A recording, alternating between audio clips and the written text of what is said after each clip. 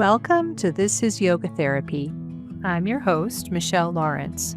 Join me as we venture beyond the mat into the fascinating intersections of yoga and health. Each episode brings you candid conversations with the visionary leaders and practitioners who are truly shaping this field, sharing their stories, insights, and the profound impact of yoga therapy in action.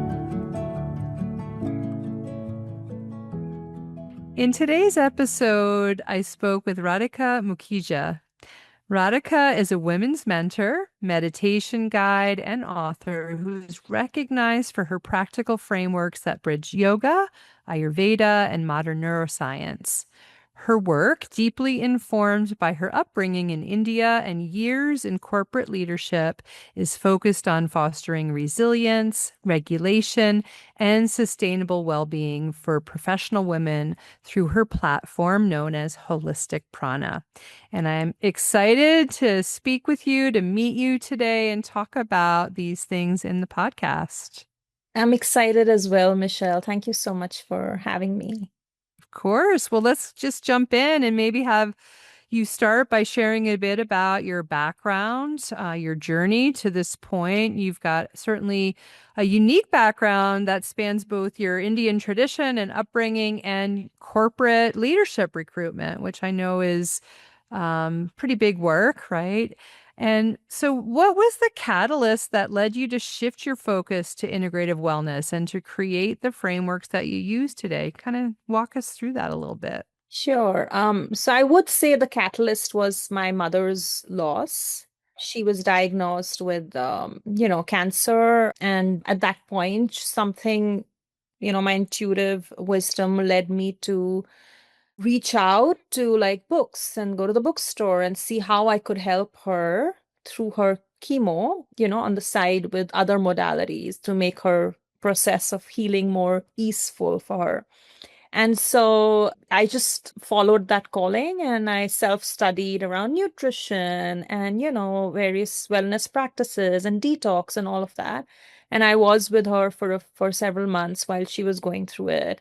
And eventually, long story coming to a short to explain to you was that I did lose her eventually. And at that point, I also then decided to go back to my roots to help heal myself through that grief.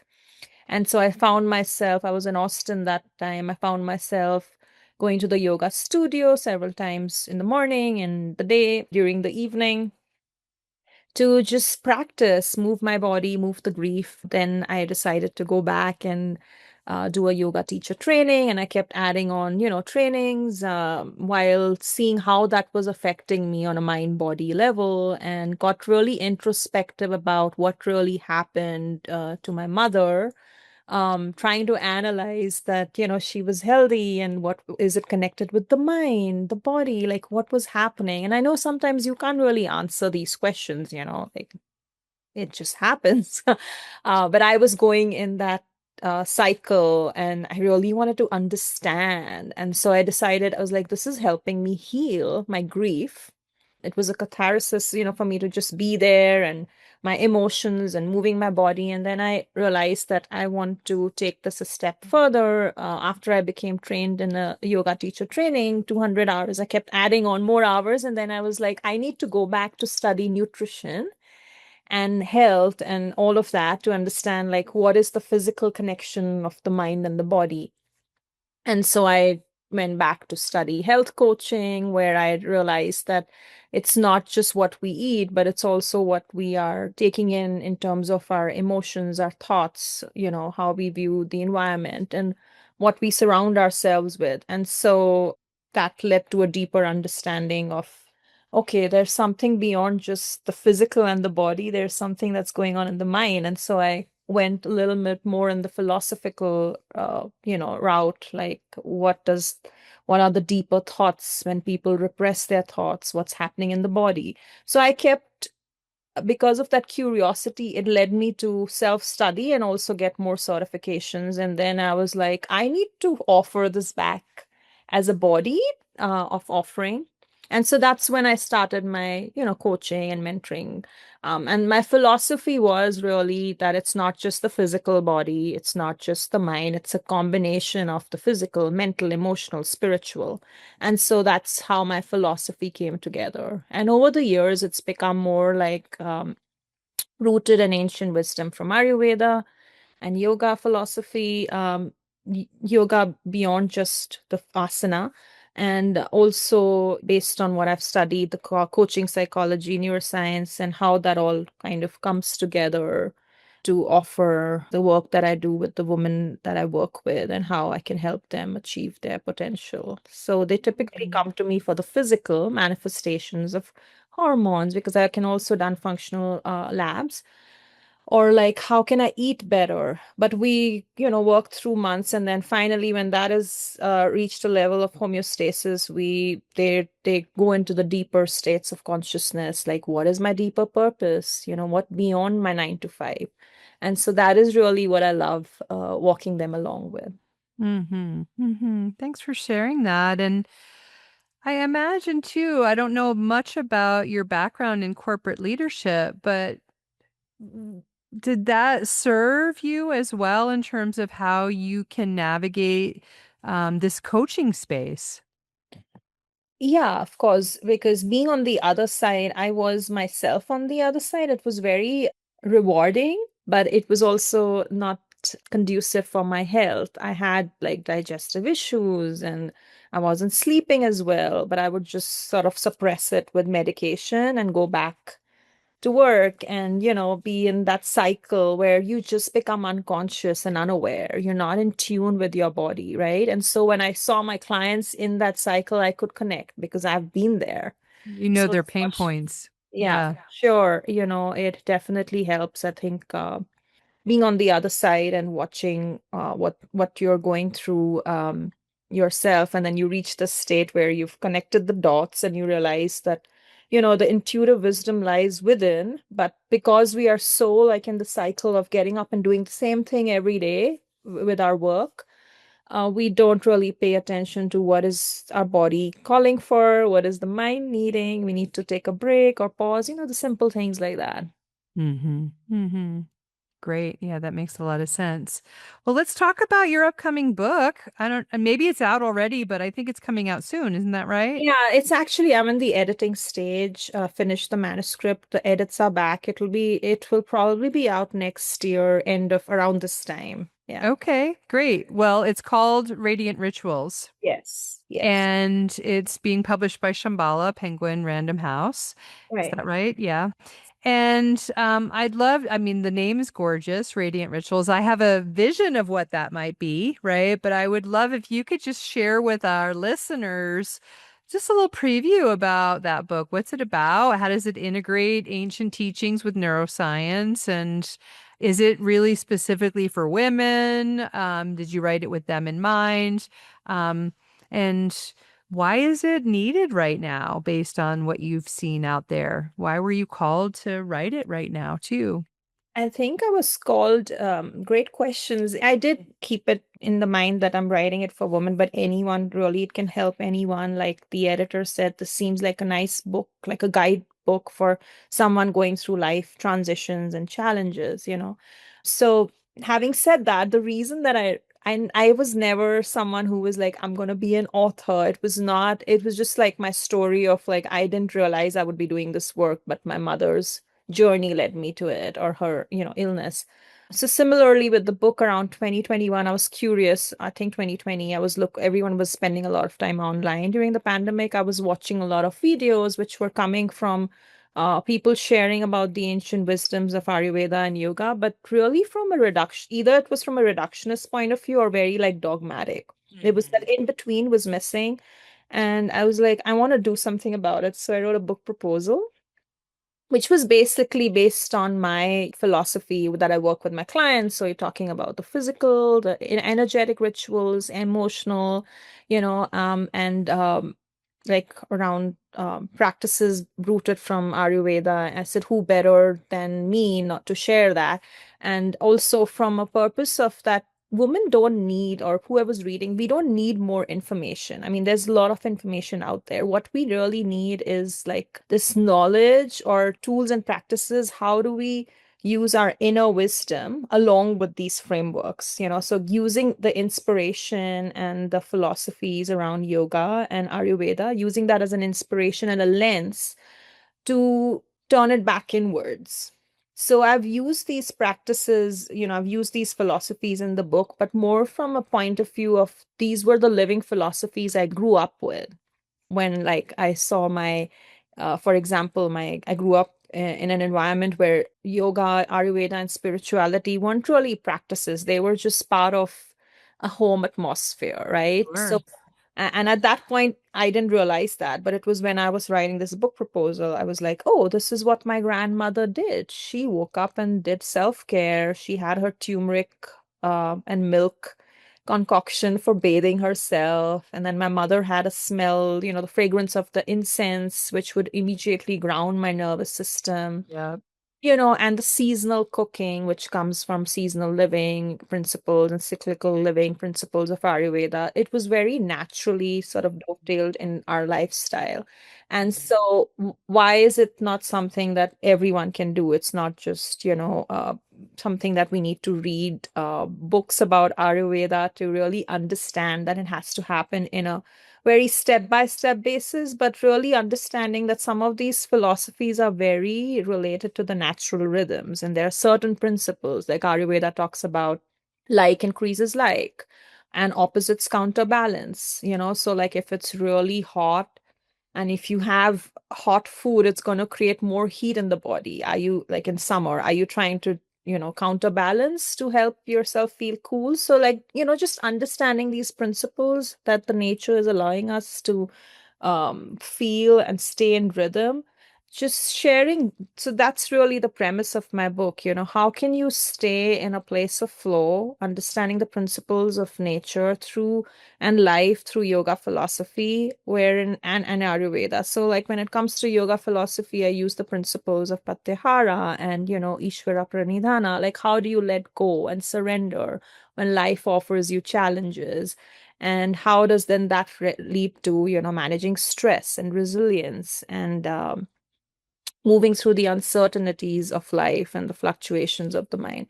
So it's really from that point of view that I've taken these practices. So each chapter begins with a little personal story and how like it affected me and how these practices, then helped me move through the that rhythm of my that life, whatever I was going through, and then using the philosophical lens from yoga and Ayurveda explaining, and somewhere there are places where neuroscience also goes behind all of those practices, and there is evidence that science also supports these. So sharing that and then also following it up with each chapter has like these trauma sensitive grounded rituals.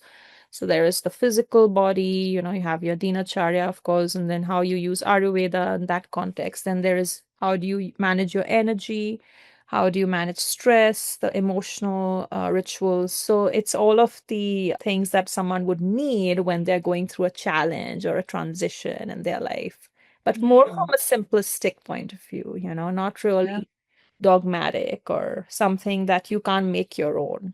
The wisdom of Ayurveda is so beautiful in that way, right? And often overlooked. So wonderful that you have structured the book that way. And I look forward to reading it when it comes out. Thank you.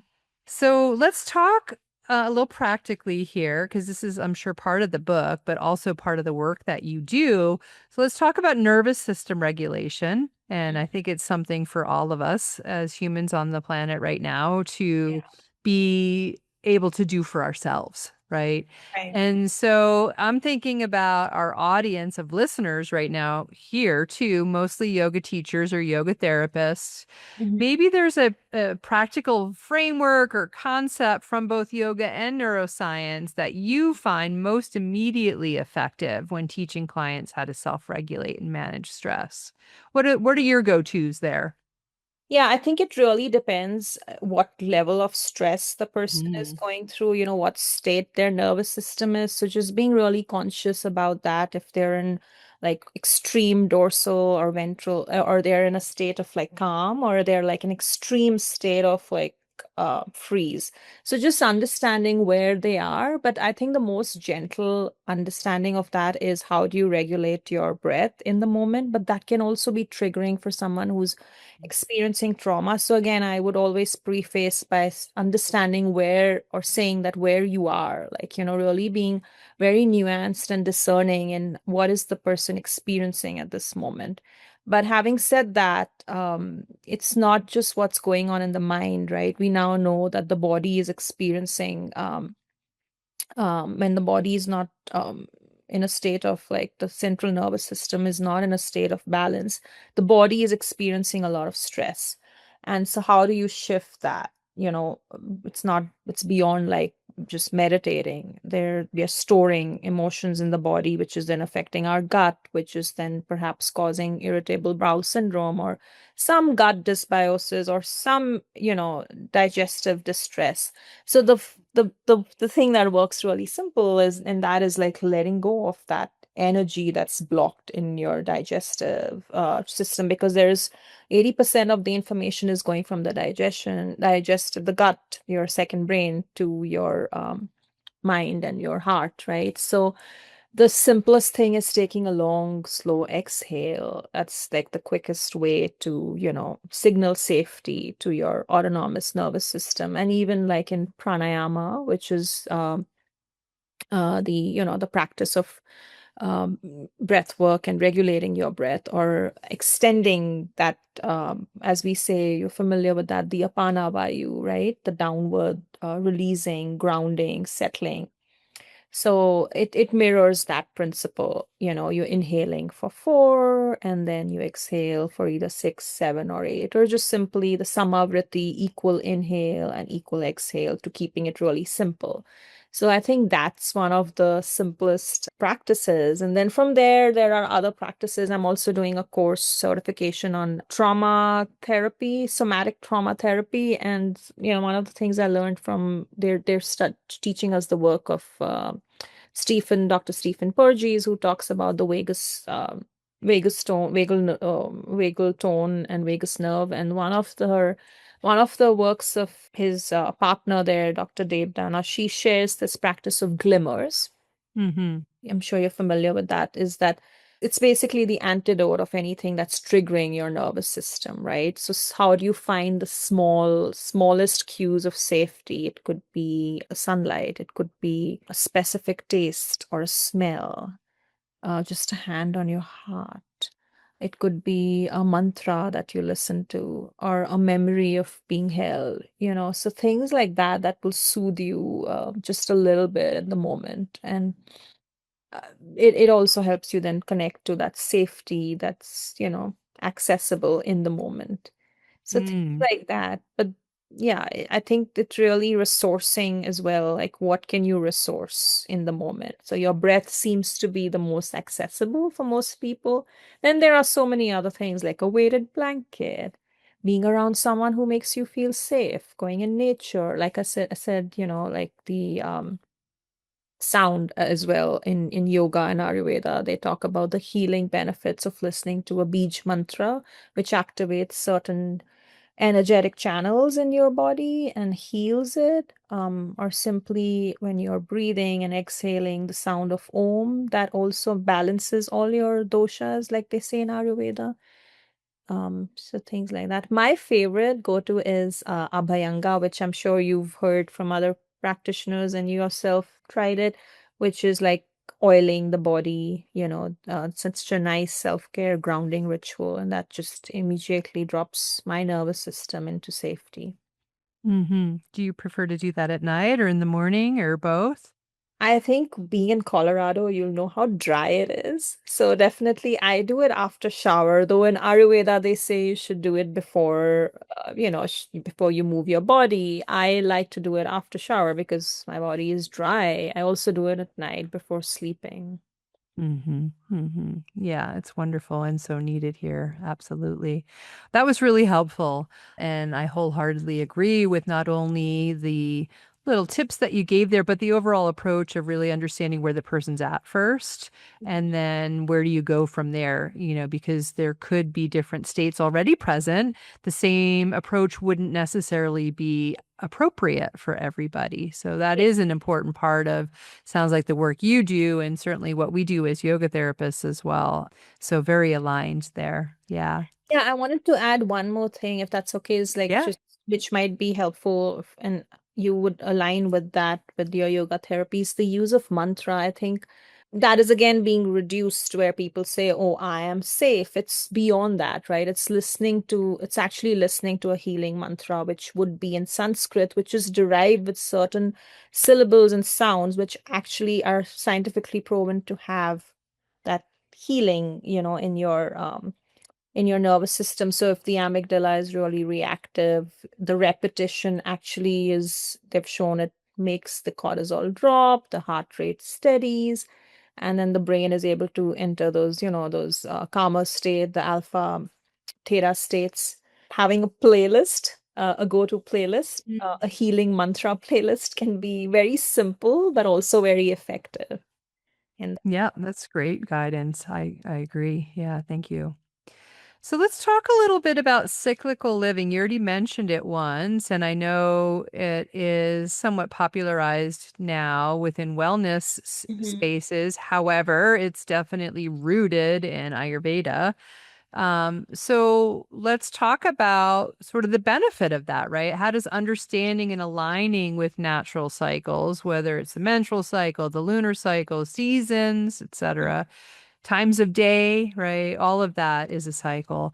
How does that contribute to sustainable well-being? And how can yoga therapists integrate this concept without making it overly complicated for busy clients, right? Yeah, you're right. It's rooted in Ayurveda, and it's just telling us that we are not all linear beings because we have nature seasons in the nature, but we have our own internal seasons. It might be we are leaning now and leading into fall and winter. Still doesn't feel fall here in Colorado. I mean, it's a longer fall. It doesn't feel winter, was what I meant to say. But sometimes someone might be internally in spring. You know what I mean? So it's also understanding that. And like one of the other principles in Ayurveda is the macrocosm affects the microcosm and vice versa. So just being cognizant of, I don't like to use anything as like, this is it. Like this is what Ayurveda says and you have to follow it. I feel like we have to discern what we are feeling in the moment in our own season in our life. More or less, people will be feeling more in tune with what's going on in the macro, but sometimes the microcosm takes precedence over the macrocosm. So just wanted to say that in the beginning. But every system in nature moves, in cycles. The moon has its 29-day cycle, which is why the woman's menstrual cycle sort of relates to that. And then the seasons, the biggest thing in Ayurveda is about the seasons, other than the daily cycle, is that every season offers us a lens. So now that we are in fall and winter, it offers us a lens to what's happening right now. The leaves are shedding, the days are shorter. So we are supposed to spend more time inward. We are retreating, just like nature is retreating. We are going into hibernation. But what happens is usually that we have Thanksgiving, we have Christmas. Everyone's like trying to get stressed out about it. And let's get this together, let's have the best get together. But so we are trying to work against the nature cycle. We are saying yes to more things just socially. So how do we reach that level of balance, knowing that nature wants us to retreat, to do less is more right now, to have more grounding foods, not like really going out late and having alcohol. What we need is more sleep, in tune with the cycles of the nature. So, but that's really the rhythm that we need to like fight against, which in Ayurveda it's called Ritucharya, which is living in the flow and in tune with nature's rhythmic intelligence. When we stop fighting these cycles, we stop fighting ourselves, because a lot of times we are like, yeah, no, I can keep going. No, you need to relax and rest more during winter and fall. And so then there is, of course, there is like the kind of foods you want to eat during winter and fall, and more grounding foods, less, less cold foods because your digestive system needs that grounding. It needs more warmth and nourishment and soups and stews. There are certain spices which will enhance all of that. So the properties of those spices are built in to create the heat that you need right now. So, just being aware, like having more ginger and warmth and like cardamom and cinnamon, like that's going to help create more of that nourishing environment that your body is craving with the seasonal change. And then, like things like which we already said, like oiling, your body needs more moisture right now. So, spending more time oiling, just slowing down the rhythm. The nature is slowing down, you slow down. But life is telling us, no, we need to go have more fun, and that's when we go out of homeostasis. So we still want to do that. We have to live in balance with what life is also asking us to do. But knowing that this is what's happening in nature, can you make some choices each day to live a little more in tune? So when the season ends, you are not, fighting the cycle. You're feeling more in tune with the rhythm. That makes sense.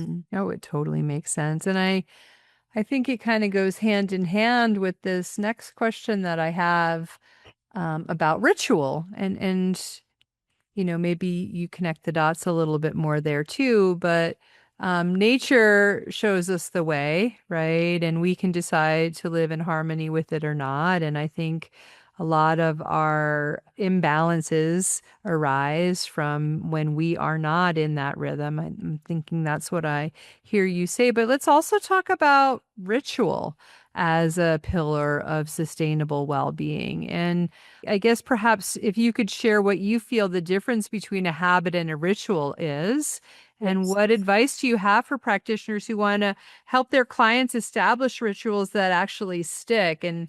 And you might take it a step further too, and see how rituals might be enhanced when we honor the cyclical natures of things, Yeah. kind of tying the two together.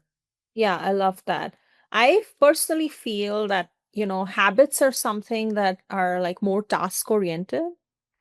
And, there's just like it's almost like an unconscious repetition. You've read a Mm. book, someone has told you about it. It's linear. It's like, I'm gonna do this every day at this time. And then what happens, I've seen with my clients that, let's say meditation, I'm going to get up in the morning and that's what I'm going to do first thing for like these many minutes.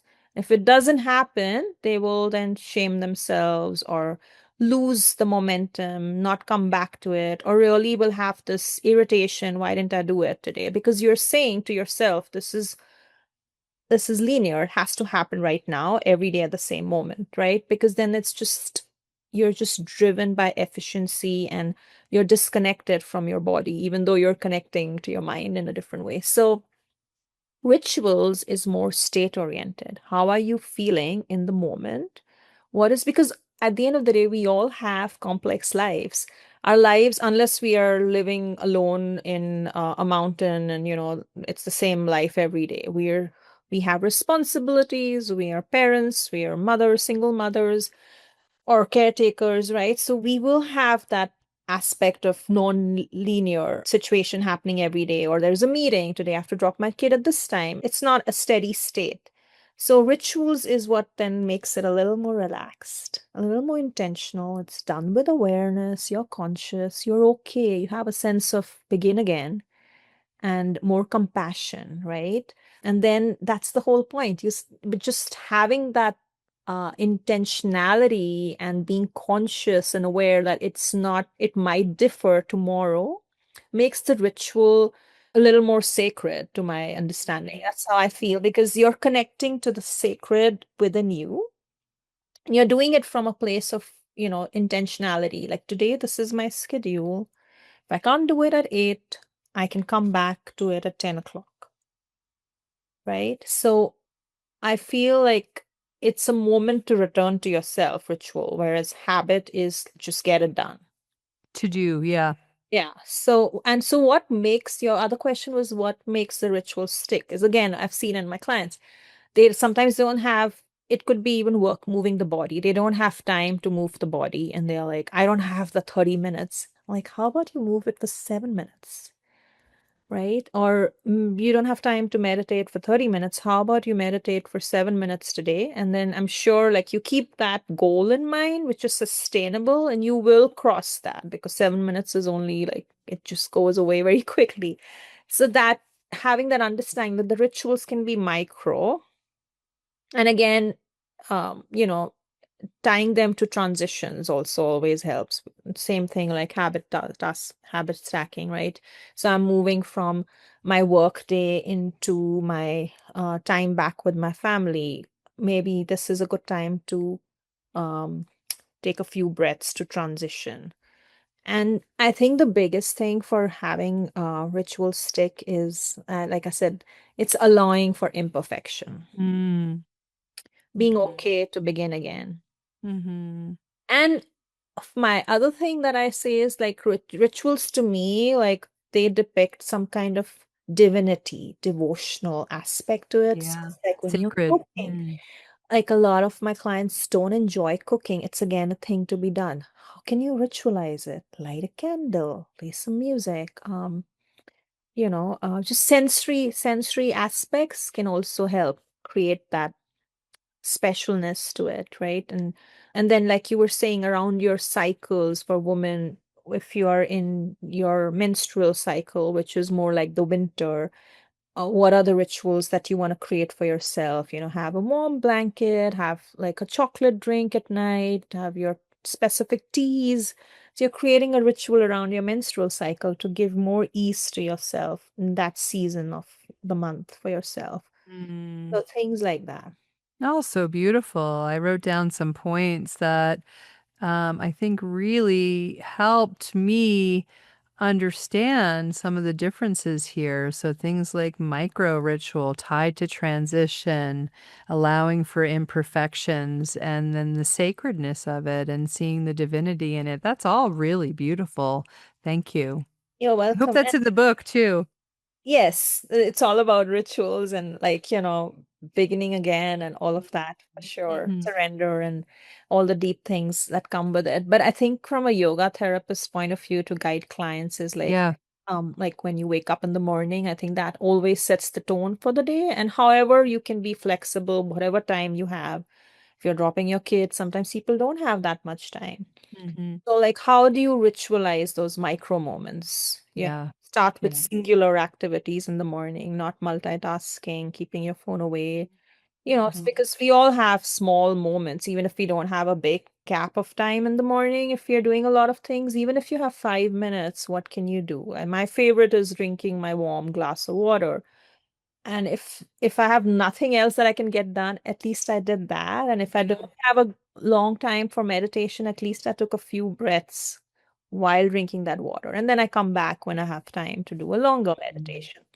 So I think like just sharing that as yoga therapists, like how do you ritualize your time in the morning? How can you ritualize your time in a moment of emotional release? Even that could be Mhm. while you're sitting down on the ground and having a cup of tea with both your hands because you're feeling anxious. So that could be a ritual for emotional release or journaling. And Of course, bedtime as well. It's a great time for creating some rituals. Yeah. Yeah. Yeah. Yeah. Those are all really great. Yeah, the main thing is it has to be nourishing, Mm. not performative, Mm. and not having like A chore. it has Yeah. to be like this every day, and Rigid. Yeah. otherwise it yeah, the rigidity just takes away Yeah. from the practice, whether it's how much ever the benefits of that practice is. It doesn't Mhm. matter if you're being rigid, Mm. Mhm. because ultimately it's not just like how you're showing up for yourself, it's how you're showing up to the people around you, because if sometimes people get so rigid, then that sort of spills into your relationships and interactions with others. It definitely does. So let's shift gears a little bit and kind of talk about your platform a bit. So 17,000 women, is that right? I guess that I mentioned in the email was in terms of my Instagram following, my email list, and Yeah.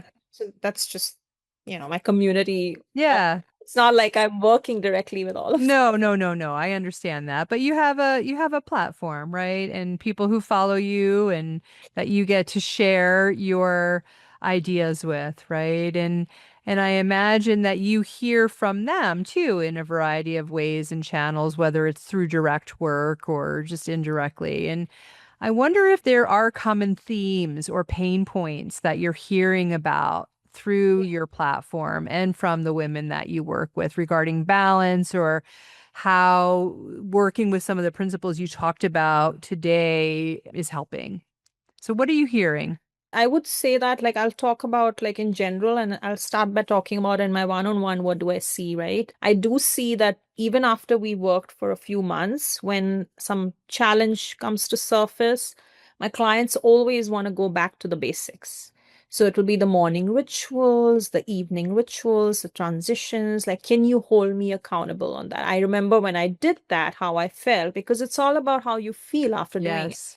That's Yeah. another way the rituals will stick, right? Because the Yeah. mind has the memory of how the body, the nervous system, everything felt, that you were able to cope with that challenge, that transition, because you had just access to these rituals in the morning. How can I go back to that? Sometimes we need support and accountability. So they always go back to that. So I know it works. And that's why the book is Radiant Rituals. Hmm. But I think the biggest pain points these days that I'm seeing women, I can talk about women because that's who I work with mostly, is that, it's like this invisible emotional load that they're carrying, or emotional labor, if you will. And then that leads to, if they don't recognize it or get support, it leads to chronic dysregulation. So it could be that, they have this innate desire to make everything okay, whether it's their beyond their work, right? Even in the family, because that's just an internal maternal caring, nurturing need that we can manage it all, which then leads to overfunctioning, which then leads to depletion, which then leads to hormonal shifts, which then leads to workplace pressure, not being able to say no, then having more inner expectations.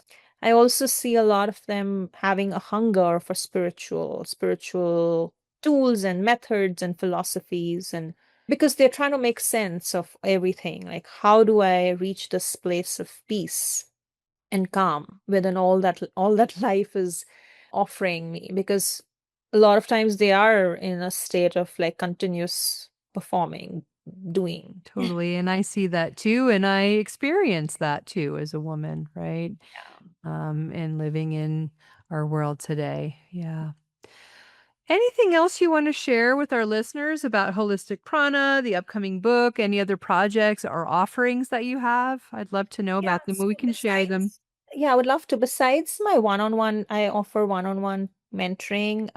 I also have a seasonal living course, which is based on the principles of Ayurveda. So you can join anytime in the season. So if you join now around fall, you get, all the practices and tools for how to balance your hormones, what you should eat, the mindfulness practices, or, practices to regulate your stress. How can you sleep better? So every season has those rituals, practices, and tools. And it's, if someone is curious about cyclical living and how that can help them, as we said, with all these pain points, still be moving on smoothly with life, but having these rituals and practices as an anchor to come back to, that's a great, you know, um, course to join. And it's self-paced. You can just join anytime. You have access to all seasons. Sounds wonderful. Thank you. And by the time folks are listening to this, we'll probably be into the winter season. So it could be a really good time to step into that at the beginning of a season as well. Yeah. Yeah, and then I also do offer like meditation other than coaching and mentoring. I also do offer like one-on-one meditations. So I think if someone is curious, can just sign up on my email list. And if I have anything coming up, and Great. that's the best way to be in touch with me. Yeah. Wonderful. So last question, I love to end this way, and you've given a lot of, I think, insight into this already, but I'd love to get just a little more personal and perhaps zone in on your daily routines a little bit more. We know that having a practice yourself as a yoga therapist, doing these things for yourself first, cultivating your own practice is so important to be able to show up and work with others, right? And so I'm curious what your daily practices are and how you are able to hold the space for others. What does it require of you first? Right. Yeah, I think I love that question. So I do have a daily practice or sadhana, however you want to define it. And again, I practice the way I embody it, the way I teach, which is that it's not linear. I'm a single mom, and so it's going to vary every day. But some non-negotiables are there. Like in the morning, I will practice silence in the form of meditation or breath work before I stimulate myself with external inputs. I will do a short gratitude practice, and really like intentionality is at the base and Mm, foundation of all my practices. So it's not something, again, like I said, to tick mark a box. But if I do the gratitude, I actually feel into the gratitude with my hand on my heart. Sometimes I have emotions that are evoked, positive emotions because of that gratitude. Sometimes when I don't have time, I will listen to a mantra playlist while dropping my daughter to school. And then the breath work is so accessible. I know these sound like a lot of things, but like you can just drop into breath work, exhale focused, samavriti, anytime in the morning, even for like a few minutes. The oil massage is definitely something I like to do. One of the other Ayurvedic practices I do, I wouldn't say I do it every day, but I do it at least 2 or 3 times a week, is the oil pulling, which is, I'm sure you're familiar with it before, when you're doing your oral hygiene. I feel like Ayurveda offers us so many of these little practices in the form of dinacharya. They are expanding our perception of life. And if we don't do these, I'm not saying we need to do these consistently, but if we don't practice them at all, I feel like our perception is a little bit skewed in terms of whether it's our oral hygiene, it's what we do with our nostrils, our eyes, sometimes spraying rose water in my eyes in the morning, some oil, nice, is another practice in my nose, droplets to moisturize my nose. I can smell better, and when I cleanse my oral hygiene with the oil pulling, it also affects my, not just my whole sinuses and everything around my mouth, but it's also cleansing my digestion and any toxins that I have taken in the night before, that it helps clear that out. So I feel like Ayurveda offers us such simple, tiny micro rituals which actually help us have far more efficiency in all our perceptions. And that's why I recommend using them like as and when you can. So like I'll do oil pulling 2 or 3 times a week. I can't do it every day because it requires more time. Another non-negotiable I have is my warm water, starting the day with warm water, which I'm sure you are already familiar with. It activates your Agni, your digestive fire. And throughout the day, even if I drink water, I never have ice to it, because ice is the opposite of, it kills your digestive fire. And then just simple like being in the sunlight. And I also am very conscious about my movement. What am I doing? I like to lift weights, and I also like combine it with some asana practice. But then, how have I slept the night before? What part of my cycle I am? And I won't push. I'll be very gentle based on, my menstrual cycle, how I'm feeling. And then in mm, the evening, just having again boundaries around technology, keeping the lights a little dimmer, ending the day with a warm tea, self massage, maybe journaling for the intrusive thoughts sometimes. Sometimes none of this works, let's be real. Sometimes life throws you so many challenges. So I'll just be sitting and staring at the clouds and doing cloud gazing to relax myself. But To answer your question, these are most of my daily micro rituals, you know. Some of them are daily, some of them are seasonal. Also really lovely and relatable, and yet I think one thing that's important for all of us to know in this conversation about ritual and sadhana and practice is that it's individualized, Right. right? And we have so many to draw from, and the point is not to match your Yes. routines and rituals, but to find the ones that are really most nourishing and supportive on the individual level. Yeah. Exactly. It's very, you just said it. It's Mhm. it's it's about the individual. Mm. Well, thank you so much. I really enjoyed our conversation, and I look forward to your book and just sharing out the work that you're doing in the world. It's been a real pleasure speaking with you.